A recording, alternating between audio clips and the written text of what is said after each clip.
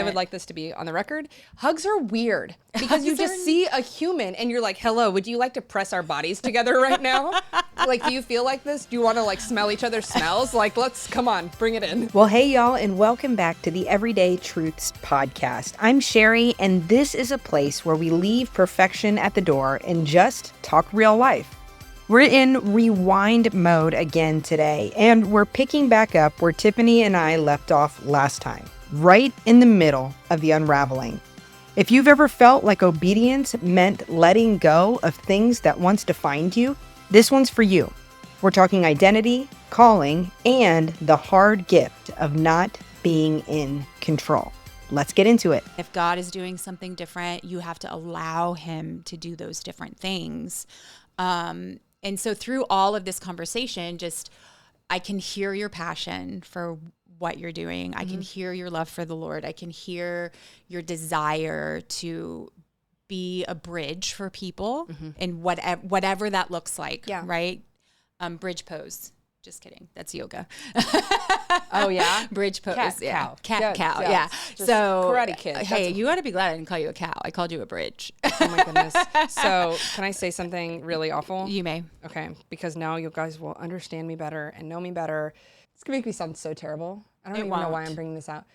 But my grandmother had Alzheimer's, and it was a really difficult journey. She had really bad days. And just the disease can make you a difficult person to be around. I mean, just really real talk. Sure. I mean, like, yeah. And I mean, I love my grandmother. Deal with anger. They deal with anger and all sorts of things. That's the reality of something that's like, sometimes we're loving people when they're like, it's difficult. The absolute hardest. We can't pretend. It's like when we pretend like, how dare you? Like, I mean, it's just like, no, it's difficult.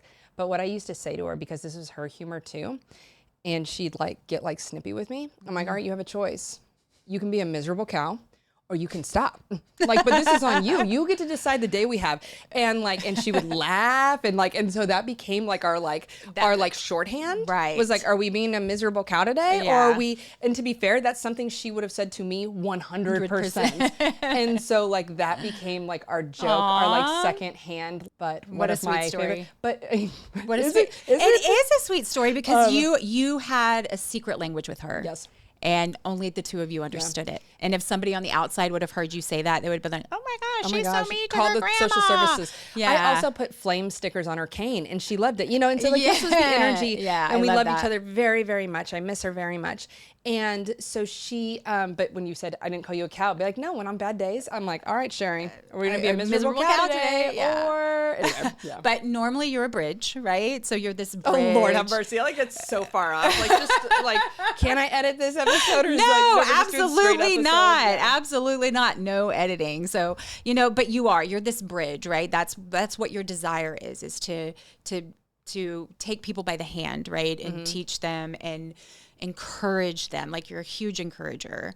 But I'm curious. As I call my cows. My poor grandmother a miserable cow. Like, it's like, you're such an encourager. You're so You're such an encourager, Sherry. Yeah. Well, at least you know when I'm encouraging, I mean it. Yes, right. Like, but have you always wanted to be in ministry? Like, is that always something you wanted to do? Okay, so I have always wanted to make things accessible. I always loved taking something that was complicated and help make it easy. And I hate it when people complicate things. What's funny is I complicate things all the time, but I hate it when I'm looking and I'm going like, you are making this inaccessible. You are making this more difficult on people.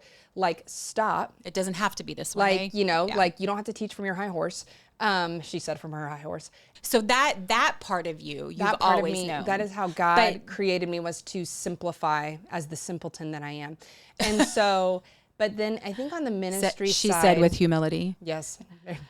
Self-deprecation is just something to hide behind, right? And so I know these things about myself. It doesn't mean I change them. Share your defense mechanism. She has great She has great self-awareness. And absolutely none all at the same time. I think somewhere around being a teenager, and where I think I experienced a lot of people complicating things, wasn't in church environments. And as a teenager, did you always go to church? We moved so often, right? That it's like I remember in some places we were really plugged into churches, and then in other places that we weren't. And honestly, I had a really bad church experience somewhere around the end of elementary school, which was followed up by a great experience We were part of a church that ultimately, like, I mean, I think if you look them up, it's a cult. Like it's a national cult. And so, but it was like you got plugged into community, and it was beautiful, and it was like your built-in friends, built-in everything. Right. And then when It's because we never want you to leave. no, yeah. And so then once there was like a recognition on my parents' part, because it was all good things until it wasn't. Right. And it was a really great environment till it wasn't. And then, of course, you leave that environment, you lose your friends. Unfortunately, they tried to use me to kind of, I think, I'd have to ask my folks about this in more detail, but like, I think they used me to try to manipulate my folks. A friend's mom, who I believe was on staff, was like, Sherry's really upset about it and said X, Y, and Z. And my mom comes to me and she's like, oh my gosh, Sherry, I didn't know you felt this way. Like in the best way. And She's like, I didn't know you don't. felt this way. She's like, and it's like, she's checking in on me and she's like, she's concerned. And I'm like, I didn't. You're like, I don't feel like that. I'm fine. I actually remember the words they said. It was so funny, but it wasn't funny. It's interesting that stayed in my mind because I don't like remember what I ate for breakfast. But, I do. We ate quail eggs because it was like the first time we actually had like a bunch of them. Did you have enough to make? To make something? Yeah. Wow. So Wes did. Shows and baby quail. I did. And Well, one they're of not them babies laid, anymore. No, one of them laid an enormous egg yesterday. And my daughter's been obsessed, convinced that we're going to have like a double yolk egg. And I actually sent a picture of it to like the breeder who we had gotten him from. And I'm like, will you look at this thing? He's like, oh, it's probably a double yolk. And I have been telling my daughter so much. I'm like, there's not going to be one. Stop asking. Like, it's like she asked so much that it started getting frustrating. Yeah. And then he's like, oh, it's probably a double yolk. And I'm like, dang it. And so she's at her grandparents. So I sent her a picture. She's like, do not open it without me. So we ate all the eggs, but that one. Okay. But that one, But okay. that one so that she can, I'll show you a picture of it later compared to the other ones. You're like, is there a chicken in there? Like this It's poor. massive, Yeah, yeah. it's ridiculous. Anyway, and so had a bad experience there, had a good experience after that. It was like we were still stationed there. So it was 4th and 5th grade, the bad experience. In 6th grade, I got plugged in with a great youth group. I was very much seen, still really fondly, like remember specifically a youth volunteer who really like college-aged woman who really spoke some great truth into my life. But anyhow, and so then once we moved again to Germany, like chapels, and I got involved with the youth group, on and on. Okay, so my whole point was it was kind of like it was consistent. Sporadic. It's like it was Sporadic but consistent. It was, yeah, because we moved so much, and then of course, if you've ever tried to find a church and you have any kind of preferences, you know how difficult that can be. It is. Well, and what happens when you're moving every 3 years? Yeah. And I've talked to lots of military families like this, trying to find a church and things. And I always tried to be, when I worked for a church, I always tried to be really open-handed, especially with military members. Here in San Antonio, we have a ton. And because I think I remember that as a kid. Yeah, and it's so hard. It's really so they'd hard. be looking for a church, and I'd be like, I'd tell them about our church, but I'd always be like, hey, but if this isn't the right place, please come see me, because I would love to help you find the right place. Yeah. Because we know the other churches, we know the other folks. Right. We know what we agree and disagree on. I'm not going to be like, don't go there, we don't like that thing. Right. Like, no, you need to find the fit, you need to find the whatever. And so, anyhow, in high school, I like at a camp. Like so many, it's like I felt this like tug to ministry, ran from that for a long time. Where'd you run to? I was going to be a youth, I wanted to do youth ministry. And when I kind of got some golf scholarship stuff to a Christian school, Baptist school, and I tried, knowing their views on women in ministry. Like, Right. it was always like, I want to do youth ministry, and I would get asked questions like, so you're going to marry a youth minister? Right. And I know some other women who went to the school who really didn't have the same experience as me, in a lot of ways. But my experience was trying to attend classes where I wanted to learn and being treated like othered.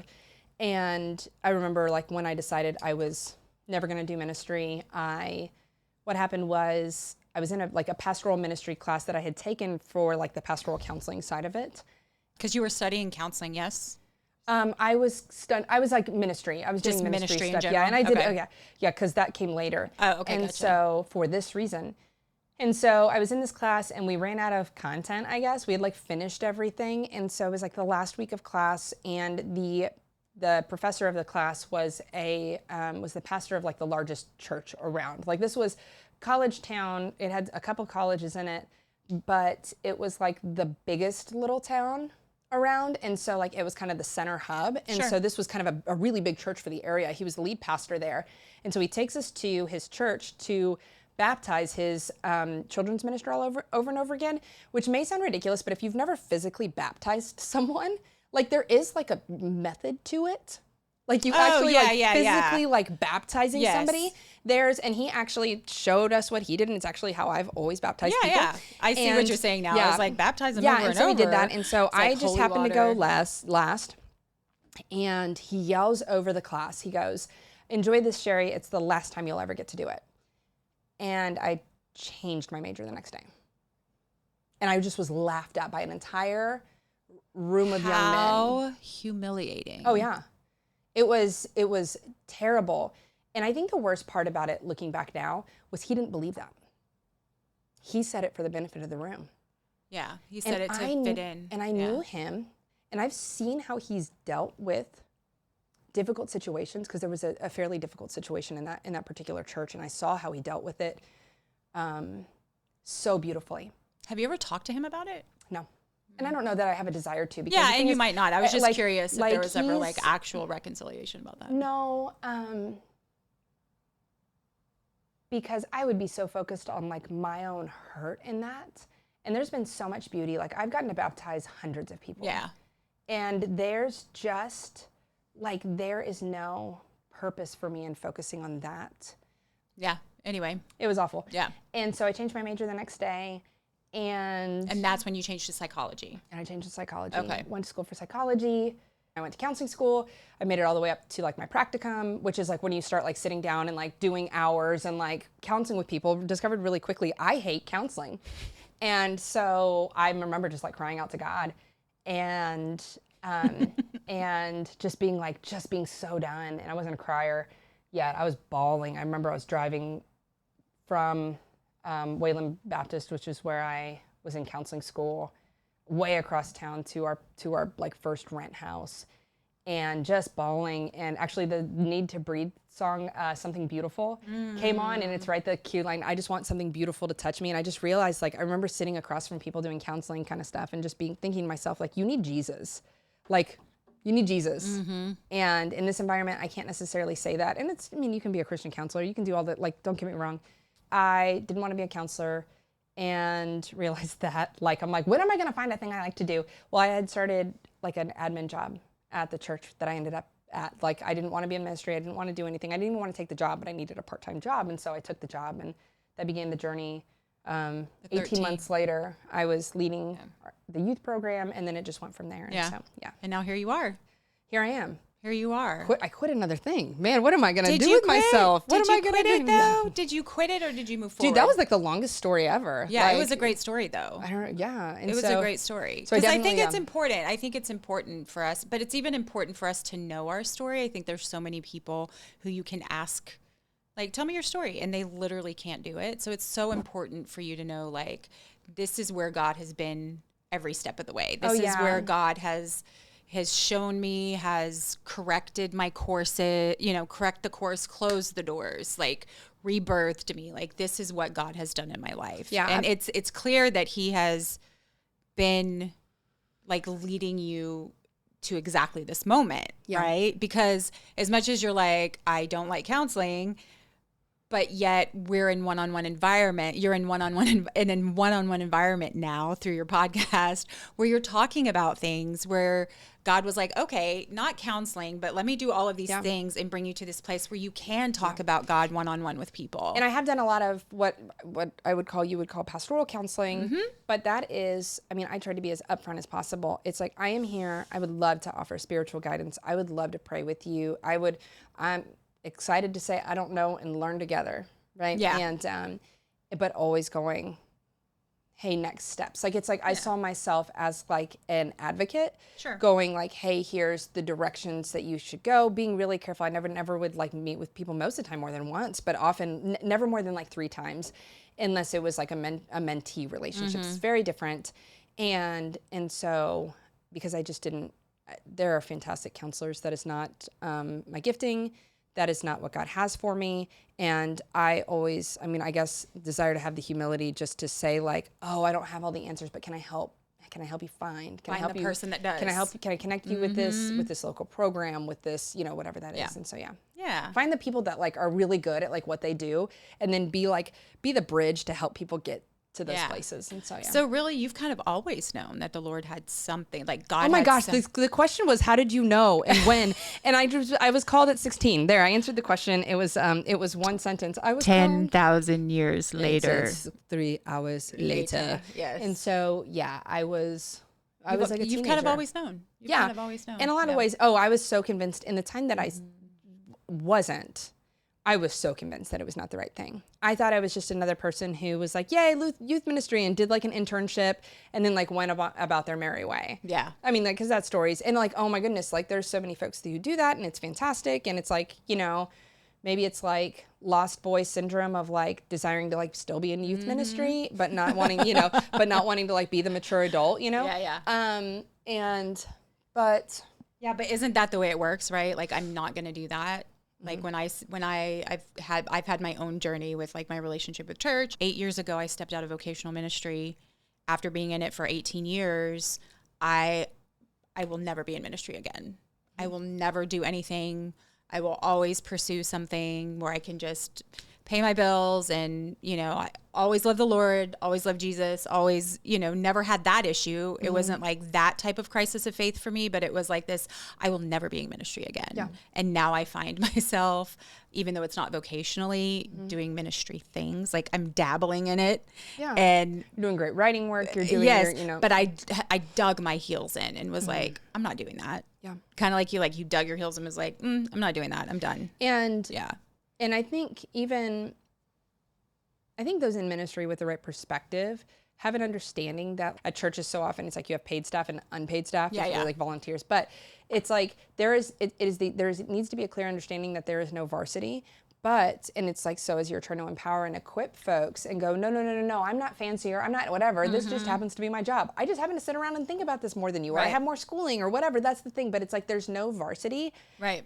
And I've said that a million times, but even stepping out of my role, it felt like, I'm like, did I just bench myself? Yeah. Did I just like, because the idea of active ministry was so concrete in my mind as what I had always done. Right. And even though I firmly believe there are people that aren't in ministry have a far higher capacity to have impact than those who are so often in a very like tangible, and I see the podcast in some ways like this. Let me equip you so that you can go. Yeah, it's the shoulder to shoulder. And which is interesting, right? When you say as you go, like Jesus, everything Jesus did was as he went. As you go. As you go. As you go. As you go. And from town to town. That's why I'm going to travel for a living. Go ahead. But you're not, like, I'm not in your workplace. You're not in, in your workplace, in your family, in your whatever, and you are uniquely equipped and placed. And so, like, if there's a varsity, you're the varsity as you go. Yeah. Like, stop. Like, yeah, that's it. Yeah. If you need a category. If you need a category. If you need it. Yeah. Yeah. And so, but even stepping out of ministry, understanding that, saying it over and over again, then stepping away and being like, that's it. That is the end of my usefulness. Mm-hmm. God's like, fine, Sherry, I release you, like, because you keep whining. And I just didn't see anything beyond like hiding behind a computer and like writing. And look at you now. And just being so focused on, I know this isn't the right thing, and just being like heartbroken and like mourning in so many ways. And it was just such a difficult season. It's the knotted entanglements that you have to take the time to. It's like, have you ever knotted a necklace before? I untangle them for my daughter all the time. Yes, and you have to slowly figure out what's on top, what's below it, what's beneath it. And when you've worked in vocational ministry for so long, and we talked about at the beginning of this, like your identity and how it can the boundaries get very blurry, like. This has been a season of untangling for you so that you can get those knots out so that you can understand clearly what's on this side and what's on this side. Yeah. You know, and but in the midst of that, you have continued pursuing what God has had for you and just said, okay, this is what's in front of me. I'm going to do it. Yeah. You know, and So what that tells me though is that there's a future here. So like, what do you dream about in the future? Like, what do you see? Like, because right now I know you're very much still kind of in this healing, like, because there is some healing that needs to be done, always healing for ourselves. Any transition brings healing, right? And so there's healing and you're untangling. I'm fine is like the most dangerous thing you can say, at least with yourself and at least with God. Let's sit and let's feel just for a minute, and not like it's just sit with it. Yeah, and just sit with like, it. And you've been doing that a lot. Well, you know, it's like there's a fantastic C.S. Lewis quote that I think we just all need to like have like tattooed somewhere. And it's like, I sat with my anger long enough to realize her name was grief. Yes. Yeah. And that's the thing. It's like when you feel the big feelings, you got to sit with them. And for sure, I went through a wave of them. And there's a mourning, because anytime there's a change, good, bad, or other, there's a shift in expectation. And in so many ways, we have to mourn that. Or you'd say, well, no, the shift in expectations led to good things and good and unexpected things, fantastic. Then let go of the mourning you were experiencing before. Right. And so assess and let that be the thing. And because it's taken me a long time to begin that process. I'm not going to pretend like I hate it when we like are like, I've fixed it, I'm on the other side. Like, you're not. No, no, but like generally humans, we are not, you know? And so just let it be, sit with it so that it doesn't have to be a forever thing. And so, Where you are right now in life is you're in such a good place. Oh yeah. You're so filled with joy and it's been so sweet. That's been a major observation of people who are close to me. Is I have changed so much in this season. It's like a weight came off, because it's not even like what I was doing was terrible. No, it was just more like it wasn't the right thing for me anymore. And so go, if you have friends and you attend a church, I attend a church, you attend a church, like it's like go find a pastor, a Lord, a youth, or a children's minister. Go and like, if they're a hugger, hug them. I'm not. So don't like, if there's somebody like me, don't hug them. But personal boundaries. But every time I see Sherry, I'm like, have you hugged me yet? She's like, oh yes, I forgot. Oh yes, I forget to hug you. Hugs. Okay, can we just say I would like this to be on the record. Hugs are weird because you just see a human and you're like, hello, would you like to press our bodies together right now? Like, do you feel like this? Do you want to like smell each other's smells? Like, come on, bring it in. But there's science behind it too. It creates good things in your brain. It does. I don't like good things in my brain. It really does. And like when it's people I'm close to, I'm okay with it. But also this is Texas, and like and I'm clammy. Like you, like I could pick up your whole. Oh, I almost did. You actually with my clammy hands, I could pick up your whole notebook. And so anyway, sorry, tangent. I'm in a great place. And those close to me would say, you have this weight off, or it's just all of this different thing, which somebody like skeptical listening is going to be like, well, yeah, you stopped working. You just like, I mean, to be fair, I work more now than I ever have ever. Yeah, that's called it's called entrepreneurship. Oh my goodness gracious. And I've done it for 10 years and it's, but I'll tell you 7 days a week. We talked about this yesterday because it was just a realization. But I'm not a laugher.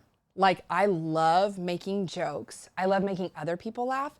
But like, I really don't laugh. It's more just like this like side chuckle. It's like, ha, like it's like just this or thing. she'll go, ha, ha, ha. Like it's like, or I'm more likely to go, that is so funny. Because if I think something's especially funny, I'm just more likely to like sink into it, like a warm hug.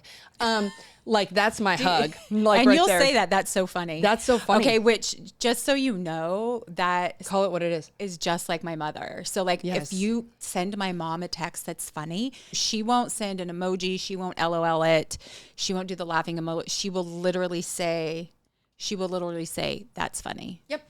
That's funny. Yeah. Label it. Yeah. And so I just have never, it's been a long time, like since I like cry laughed, like, I mean, I think about myself as like a teenager doing that. And in the last like month, I have found myself laughing so much. I love that. Laughing. It's like the other day I was in the pool with my daughter and we're playing like keep away. Like, and she's like assigned to me and Finley's assigned to my husband. And like, she grabs a hold of me. One, she's as strong as like a chimp, man. like All right. And that's funny if you know that chimps are like super strong. Okay. Yeah. Anyway, and so, well, now you know it. I told you why it was funny. She's Explain explaining the the joke. Okay. So, Nerd level 10. woo. So she grabs hold of me and she gets like an inch from my face and is just like screaming, but not loud. And just has her mouth wide open, it's just like in my face so I can't see. So instead of in the water, like blocking me, she's just this, I was dying. Absolutely dying. I love her strategy, by the way. And it's excellent. And just like, it's like I can play harder with the kids. Yeah. I laugh harder. It had been such a season of discomfort for me before, not just because I wasn't in the right place. I wasn't doing the right thing. God, it was like, I think God for a long time had been like, Sherry, this isn't the right thing. I think you can tell from my story, God's very much worked through discomfort throughout my story. And it took a year to detox from that. Yeah. It took And now you get to year, be you. And now it's like I laugh and it feels weird. Yeah. It feels weird. I have like some goofy things with my voice going on. It hurts to laugh. Yeah. It's like but it's like the best Feeling. thing in the world. Because And- laughter comes from here. Oh yeah, and it's like And it's I like feel this, it. Like yeah. I laughed so hard the other day. It's like my ribs hurt later. Like Yeah. and it's like it's been so long. It's something just clicked, and so I don't know. It's if you're somewhere where you're like, okay, I'm like I've made the switch or I'm making the switch, but it doesn't, whatever that looks like. But like, why doesn't life look different? And why don't I feel the relief yet, maybe, or why doesn't it, whatever? Like it's like, hey, you know what? Sometimes it takes a while, even if you're not like this was big, because mine wasn't like big, bad, dark, traumatic, like all Right. of those things.